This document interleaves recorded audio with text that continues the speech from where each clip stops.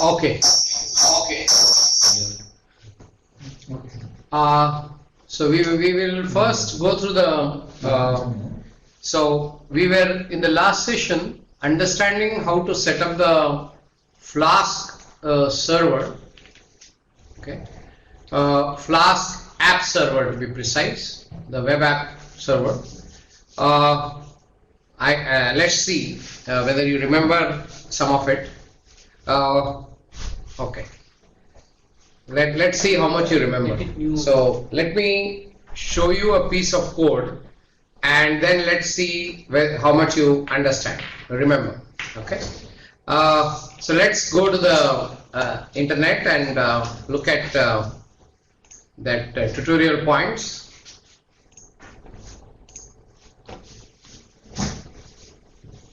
So there are quite a few small things which you have to learn here. It's useful.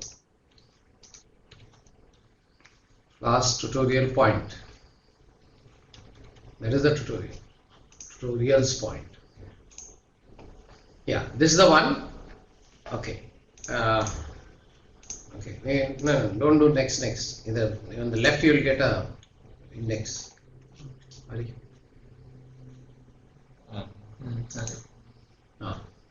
So here is the index. Now let's go up a bit. No, go up. Now let's. We were at routing. Yes. Okay. We stopped here. Flask routing. Okay. Now I'm going to. Oh, the whole code is not in this. Huh? Yes. 5 minutes. 5 minutes. No. This is okay, but this page doesn't show. Yes. Go to next page. Doesn't matter. Go to next page. Aha. Okay. Okay. We'll take this page as our starting page and understand what's going on. Okay. So, okay, I think we are in good shape. So we have to have this open a book. Desktop. Yeah, this is fine. Okay, now I'm going to look at this code and hope that some of you at least remember some of it, not all of it. There is because an additional point. So we have to import the Flask library. Then, yeah. Do you know what this does?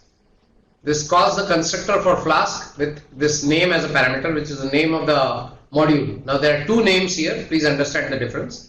This is the name of this module, that is whatever this file is called or this module is called. Let's say TP. The name of the module is tp.py, so TP. So this app is instantiated with that name. So the app object in a Flask is actually the application server. Okay, it's the application server. And when you do this, okay. Why do you write this code? If name is equal main, that is where name gets. It's not the name. It's not TP. Sorry, it's the name of the. It's either set to main or it's not set to main. Okay. So if it is set to main, which will happen. Sorry. Yes, it is correct. If it is imported in some other file, it will be set to TP. If this is the program which is running, then name will be set to main. Okay. So if name is set to main, that means this is a program which is directly run. This is not being imported in some other Python program. So if name equal main, that is this name, this is a double under special variable, it's equal to main. This will be true only if this program is directly run on the Python console or Python terminal, and we'll see that how it is done. You can run it in VS Code.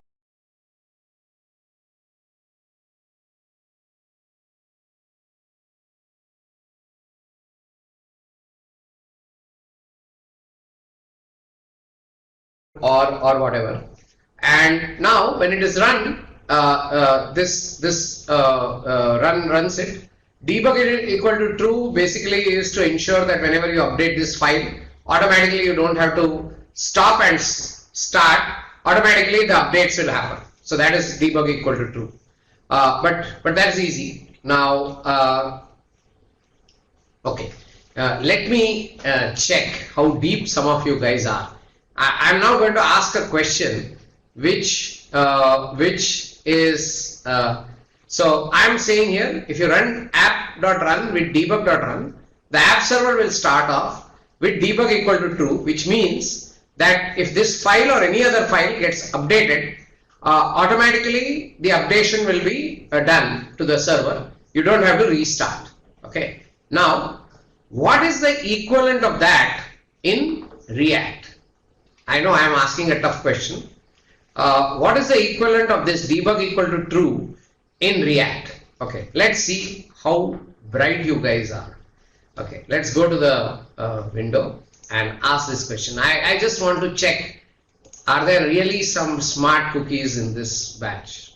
Okay, I just talked about the question I asked. I am saying app.run debug is equal to debug mode is equal to true.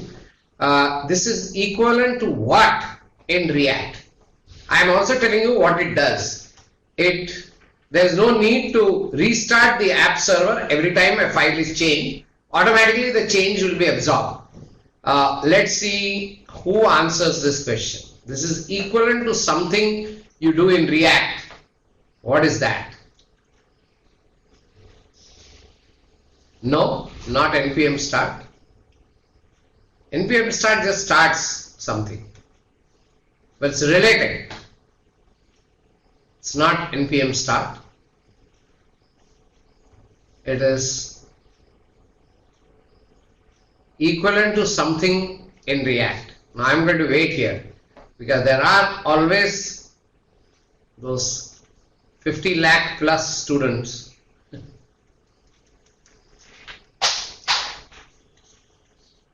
who are smart. No, we don't have, looks like we don't have one here.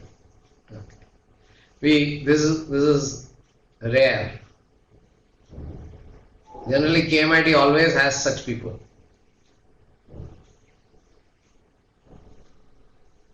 No? What is this equivalent to in React? This app.run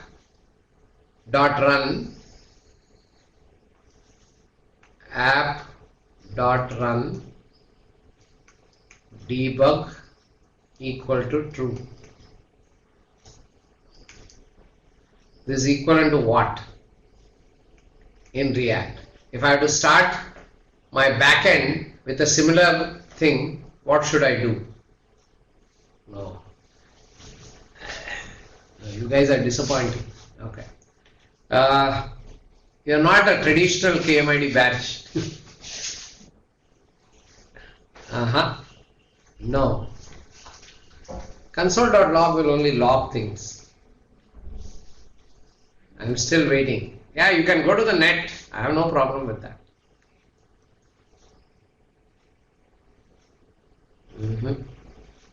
No. Okay. Have you heard of, yeah, I'll wait, somebody's typing, so I'll give, no, not npm run.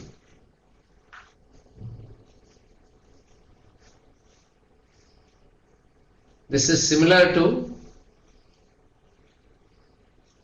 I've given you two letters.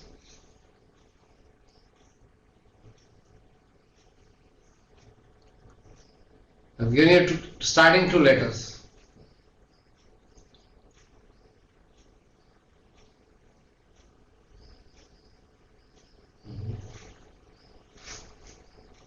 Hey, you guys are no good here. It's called NodeMon. Okay. Node monitor. Okay. This is monitoring to see if there is any change and automatically absorbing that change. Okay. No, you guys are not the top rung. Okay. Ranks are good. That's the problem. And maybe COVID. Huh? But a fast level. COVID. Slow on this. Typically, people will answer this. At least one guy will give an answer. It's all a dull batch. Yes, sir. At least one. Yeah, this is very dull. Okay. Okay. I will continue. Okay, let's erase that. So let me go back to the code. We'll have to erase and erase this.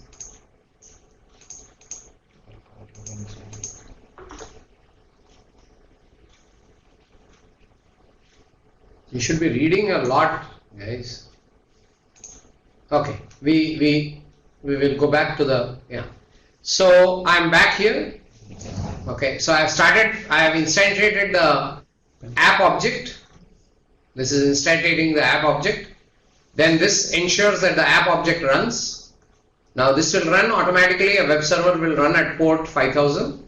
Okay, and now you see the impact of this. So this is route. Route sets up a URL, and to that URL it attaches a function, Python function. So it is attaching a Python function because it's a Python framework to a URL. But this URL is a little different. Okay, it has this parenthesis. They mean these are parameters. Okay, these are like parameters. So suppose I go to this site and say, how do I go to this site?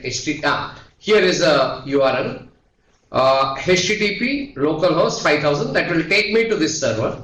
Hello. When I say hello, the hello will happen. So this function will be called.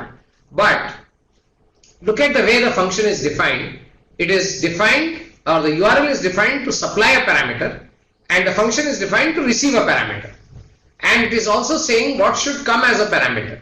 So this tutorial's point will become name, and the why it is put in this angular brackets is that it should be treated as a parameter to that function. So this will be treated as a parameter to that function, and this will be called name. So this will be just like any other Python variable or Python function parameter. So it will print hello %s. This is another style of printing in Python.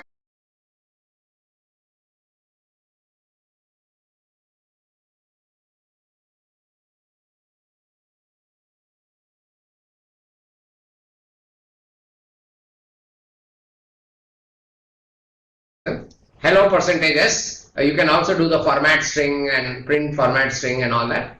But this is another way of doing it, where this is the classic C kind of notation, where that %s will be substituted by the value of %name. So hello name will come. So in this case, hello tutorial point will come. So this is how you give a parameter in your URL. So this is a very important thing to know, that your functions which are associated can also take parameters, and the parameters are supplied like this. So you give some other hello. If you say, for example, HTTP localhost 5000, if you say hello, instead of this you say KMIT, then this will come as hello KMIT. Okay, this is what it will come, because this will be treated as this parameter, and it will be passed to the function. So this URL will catch it like that and pass it to the function as a formal Python parameter, and which the Python parameter can use it to do whatever. Okay, so this is how parameters can be passed in URLs. So it's an important skill for Flask programmers to know that URLs, because you know today whenever you access a website, people don't go directly to the website. You know, only rarely do you go to a website and then from the website you navigate to a certain page or anything. Normally, you know, you are working with WhatsApp and social media and all, so you directly get the URLs of where you want to go. Nobody says go to the home page, then navigate here and all that. They simply give you the URL. So when you are giving the URL, you have to connect the URL access of a website. URL based access of a website has become more common than going to the home page of the website and then from there finding your way around. So this is far more common than this. Okay, so if you remove the mask, I'll know who are you. Okay. So this is how this will work. Okay. Now how do we write some more? Okay, so let's go to the next Flask code and proceed. Okay. Connector. To connect this. Okay, we'll go there when we start.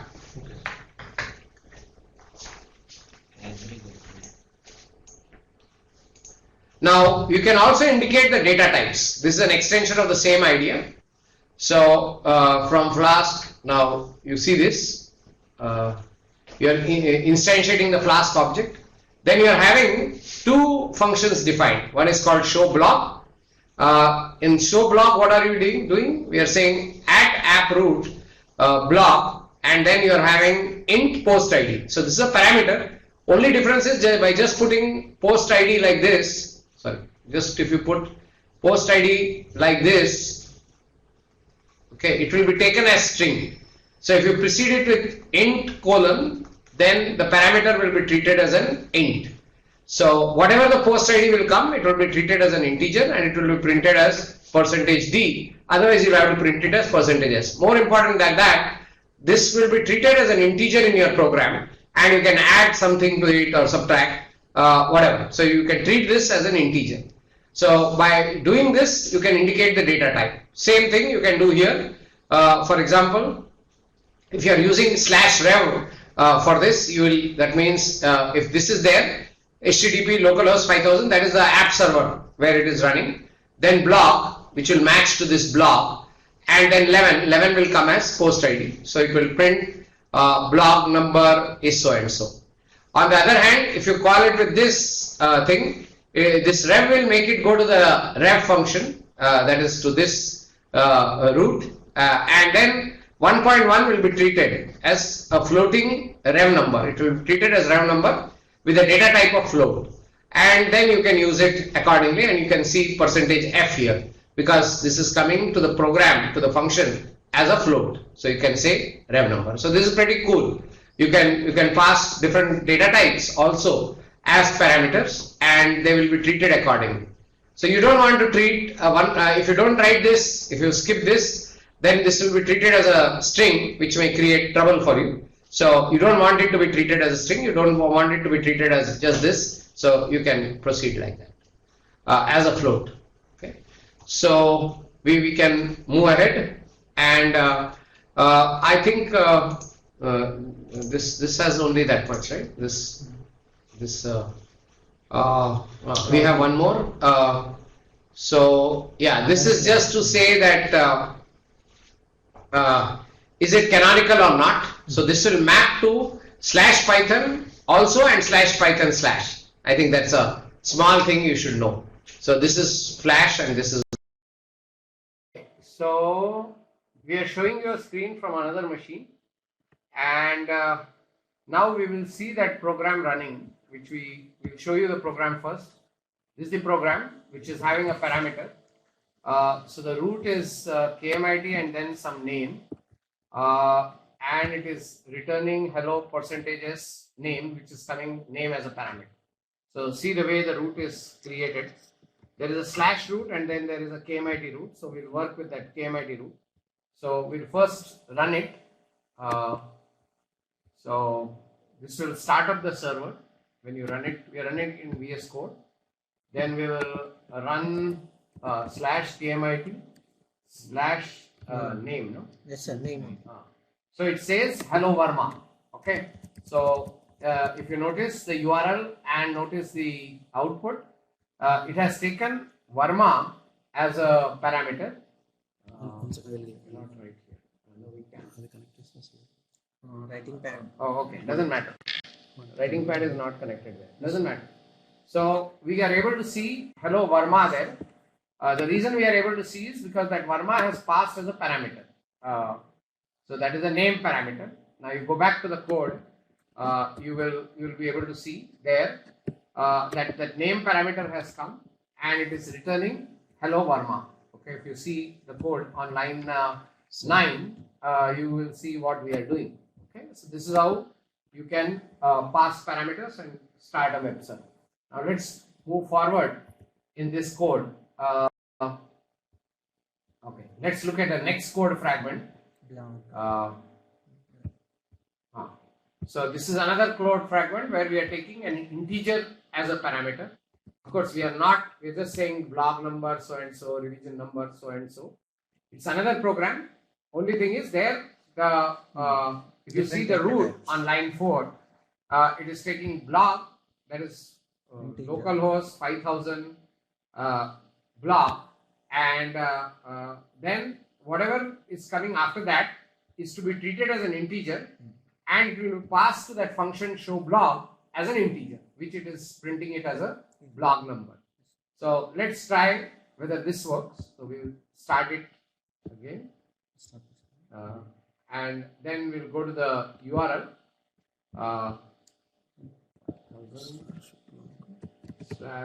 /blog/ some number.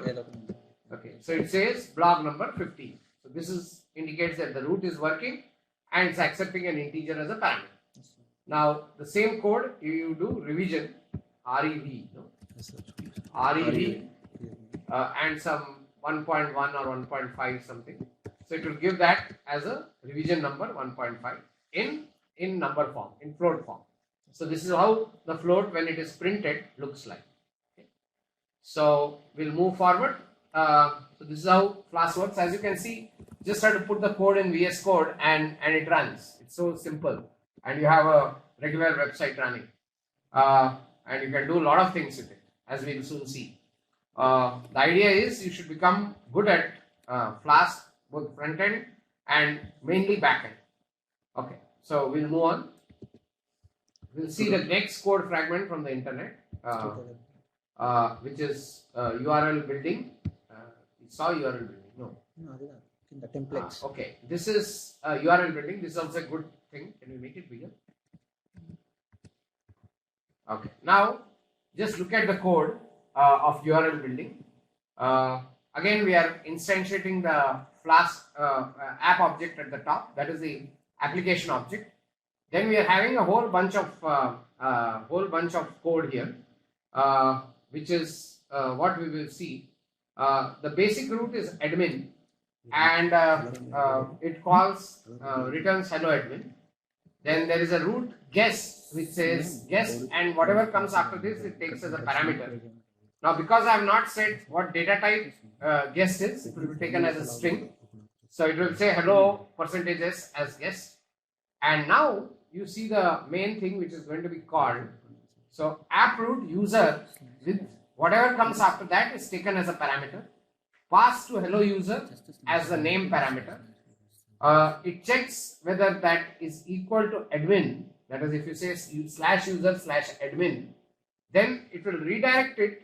See this beautiful redirect. It redirects it to the URL for hello admin. That is, you see the URL for hello admin is /admin. So it will redirect it to /admin.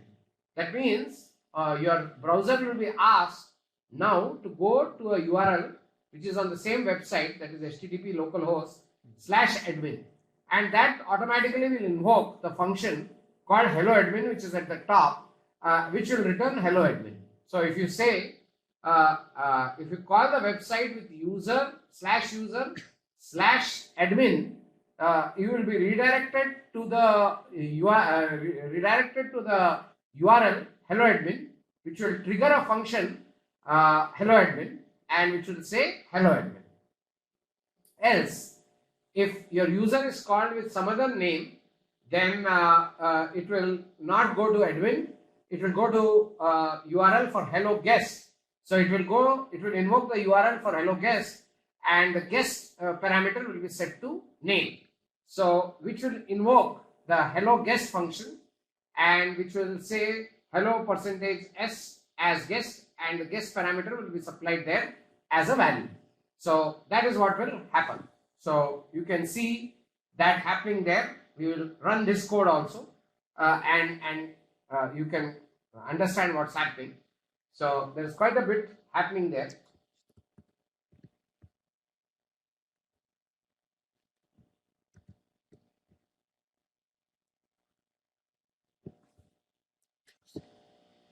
This class is up to 130. 130. 30.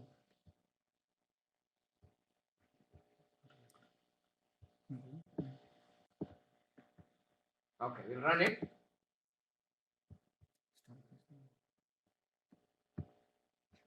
Yeah. Let's follow the link. We are running the code now. 5000/user. /user/admin. If you say admin, It goes then to it will admin go page. to hello admin. Yes. And if you say slash user, see it has redirected to admin. You can see that changing there. Yes, sir. Slash Yes, user okay. slash some guest name, Yes, sir. say Varma. So it will say, look at the URL also at the top, what it has redirected to. It has redirected to guest Varma, which is what is mapped in our code to this function which says hello Varma as guest. So guest is always goes to a different page, a different function, and admin goes to a different function. You can see it again, those of you who have not seen it. So you say user admin. So this turns it into localhost colon 5000. Localhost means 127.0.0.1, then 5000 and admin. This is a URL which is generated because you said redirect URL for that particular function is this URL. So it is getting redirected there, and that is what is getting printed. Okay, so that is where we are. Okay, now we'll go forward and understand one more thing. Okay, now we will talk about HTTP methods and their implication for templates. Okay, so first we'll understand methods. I think there is some code here. Yeah, let's try and understand this code today, and we can stop with this. Okay, now let me first talk about the 4 methods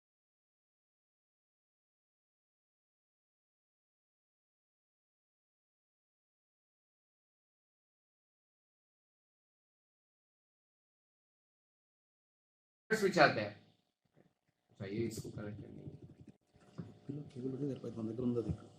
Open board we have, sir. You have open board. Just no? cable. So you're just trying to connect this to that. Okay. So that's better one. ये wire उसको दे दो. अच्छा, that guy disappeared, huh? Huh? Yes, sir.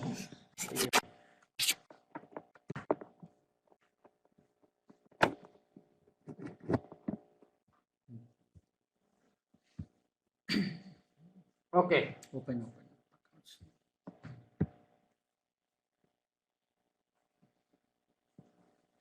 So I'll give you a bit of background and then we'll start doing this. So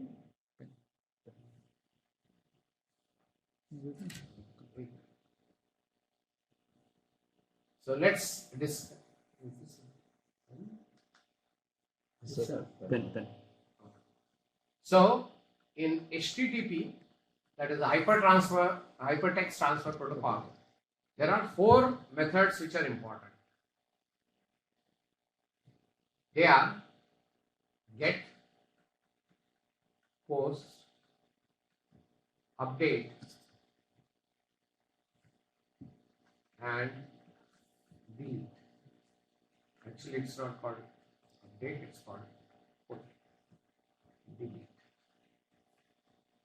Now, why are these methods there and what is their importance? So, you have the web server running here, and then you have your app running, your app object, which is running via the web server. The web server is running at some port 5000, which is default, and this app is running behind the web server. The web server is the one which understands HTTP from the client side. HTTP is, by the way, a protocol which is used for communication between a web client and a web server. This is the web server.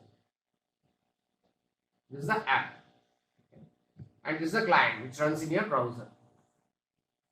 Now, there are 4 ways a client makes requests from the web server. One is called get. When is get done normally?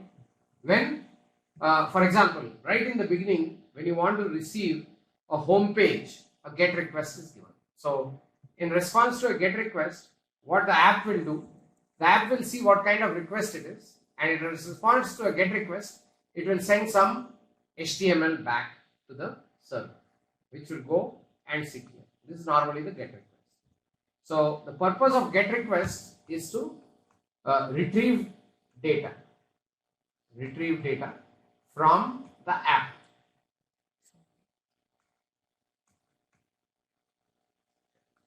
So if you have done select statements, I think you have not done. They are into one, right? Yes, sir. Okay, it's get. The purpose of get is to retrieve data from the app, and get it on the browser and see it on the browser. That is what a get is used for. This is one of the most important method there in HTTP. The post method. Post method is when you want to create. Post is normally used when you want to create data. So typically when you have a form and in which you have entered your student data and you have entered all fields of student data and you have hit a submit button, this should go normally with a post request.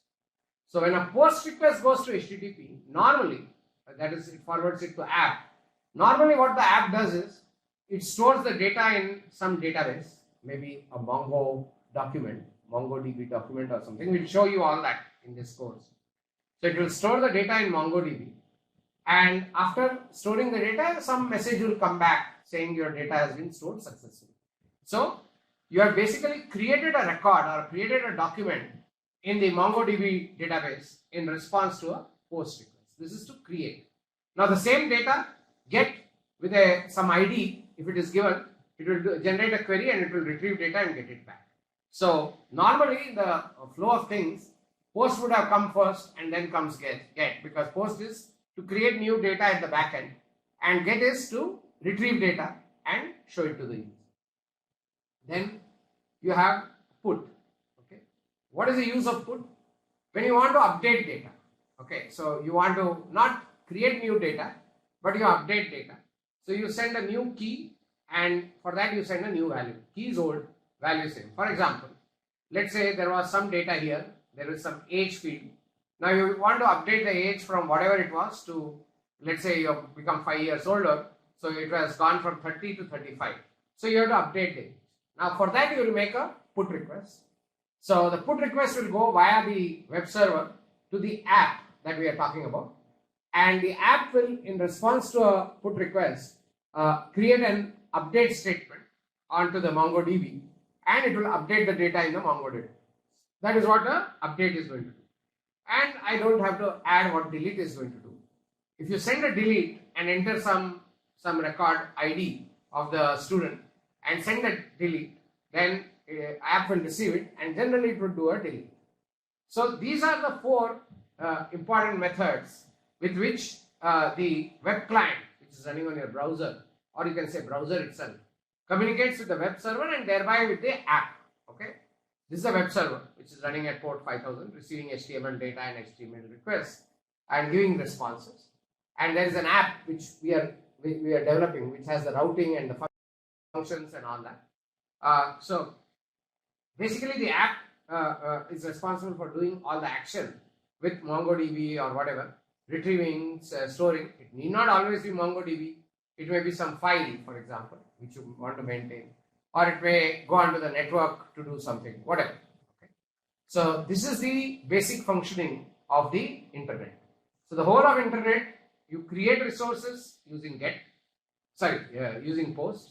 You retrieve something using get. You update something using put, and you obviously you delete something using delete. So these are the basic four methods in an HTTP protocol. Okay. Now your Flask allows you to treat each one of them very well and allows you to see the method and all of that. So I am now going to take you to this page which we are going to understand today. And if you just understand this page today, I think we have achieved something very significant. So let's go to that page and try and understand this very quickly. So let's walk to the code in the page. Now let's go one by one. So what you see at the top is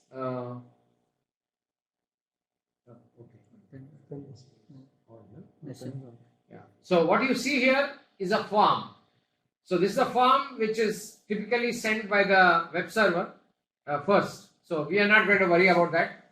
We are going to receive this form. We are not going to send this form. We are going to receive this form, and you are going to see what this form does with this application. So let's go one by one. I think some of it may be very familiar to you because I think nowadays even small children understand HTML. So you have HTML, then there's a body, and the body has a form. Okay, this is a form. It's called a form.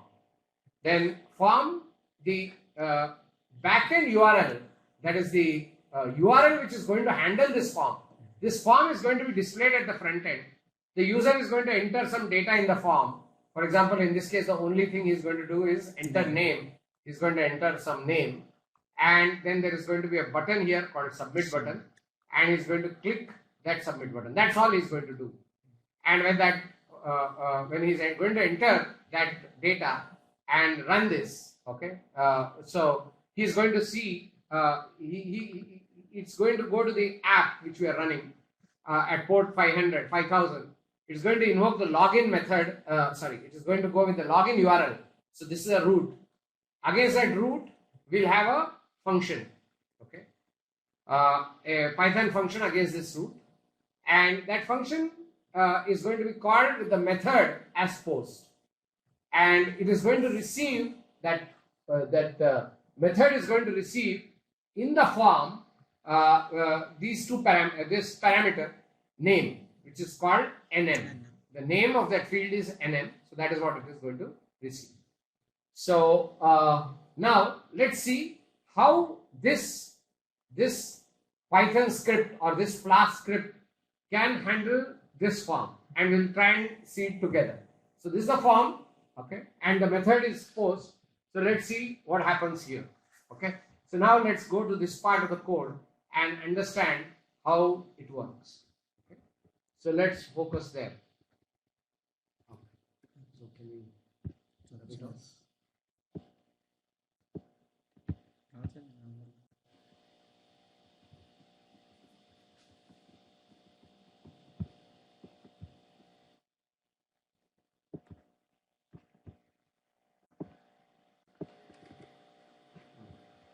So if you notice, what will happen here is, look at this root. Look at this root. This root says, okay, localhost 5000 is understood.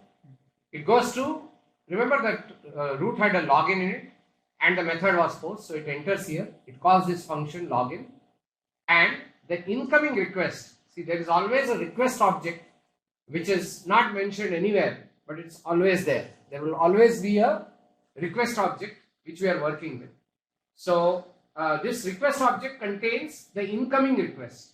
Remember, the incoming request is coming from the browser. It has entered some data, so that is this request. So that request will come to this page. The request contains all the data that you have entered in the form. So and also what method you have indicated in the form.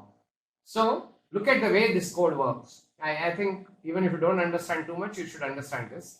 If request, that is incoming request, which is there, this is always there. The request object is always available. So request.method is equal to post. That is, this code is checking if the incoming method of the action is post or not. If it is post, that means a form has come in.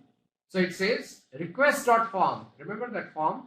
It had a field called nm. If you have opened this page above, you will see that there is a field whose name is nm. So it's extracting the value for this form. This is like a dictionary. Okay. So request.form gives you the form dictionary, which contains all the fields in the form. Now the only field in the form is nm, so it retrieves the value that comes into user. Then it does a return redirect URL for success. The URL for success is this, with the parameter as name. Remember, this is the parameter. This goes as user. So whatever the username is entered, it goes to this URL. It goes to this, it invokes this URL. So the URL invoked is http localhost, I don't want to write it, /success. Okay. And with name, whatever name the user has entered in the field. So name can be XYZ. This is what will be entered. So this is the URL which will be processed. And then what will this do? This will call again another function of Python, which will say welcome %s name. So this is the incoming form request, which is leading to this using the mapping of the URL. So it's doing that using this for success. All this. If on the other hand a get request is made, which is not there in this case, it would do all of this. So if I make a get request, then args will be filled with whatever the data that is you have filled. Again, we'll get an M and we'll go to this URL, same thing with name as user, whatever we have retrieved. Okay, this field. We'll take that and go there. Okay, but in the present instance, it is the post method which is invoked from the form as it should. So what we'll have to do is we'll have to take the HTML file, keep it separately, and then click on the browser with that. The form will open up, and this is what we have to keep running. Okay, so let's deploy this and see what you will get. You'll actually get something running which is very valuable. So let's cut and paste this into two different parts. One is the HTML portion. Yeah, this is the login HTML portion, which is the form, and this is the HTML, and this is the backend. Yeah, this is the backend. So first we'll have to run the backend.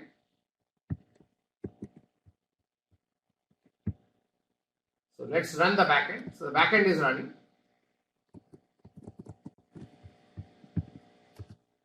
Now we'll go to the login HTML wherever it is stored. Login HTML. We'll open that file in a browser, so it will show this form.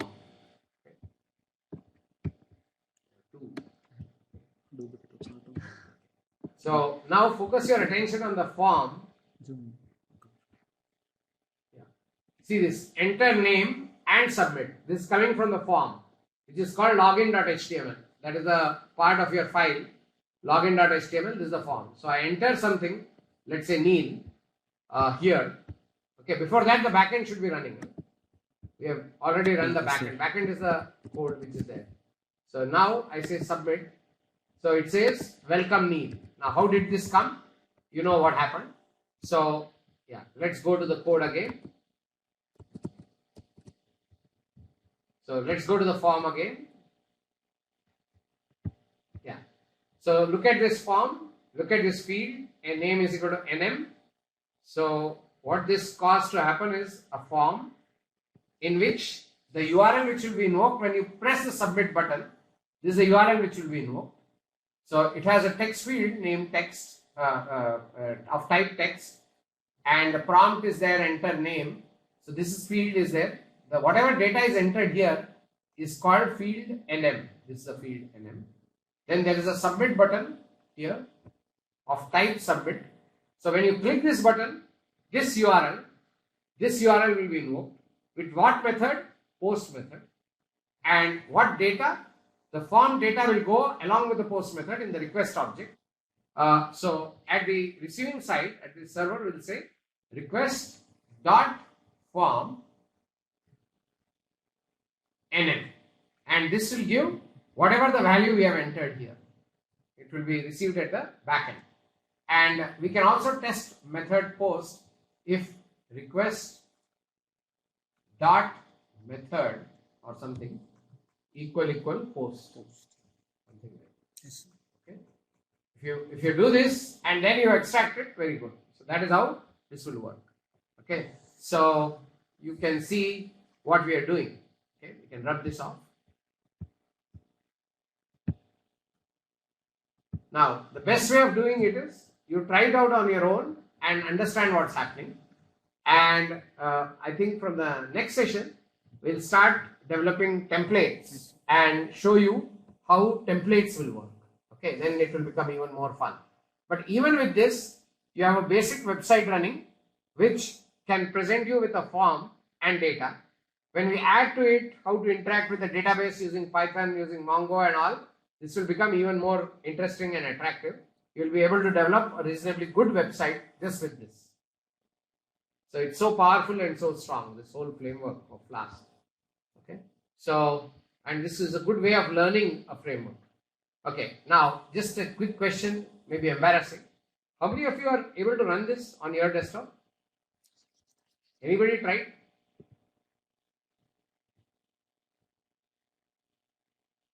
I'm just asking a very simple question. Okay, At least one person. Okay. Good.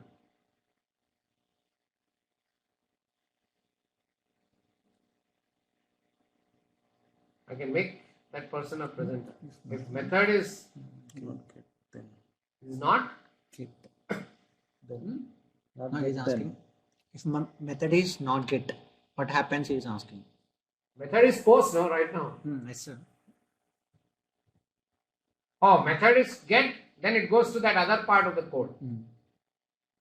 Then request.args you have to do to get the NM, because it will go as argument, it will not go as a form.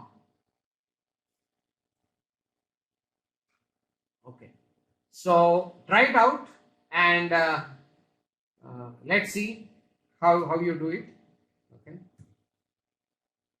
I can make one of you a presenter and watch whether you are doing it really or not. Want to try that? No, not now.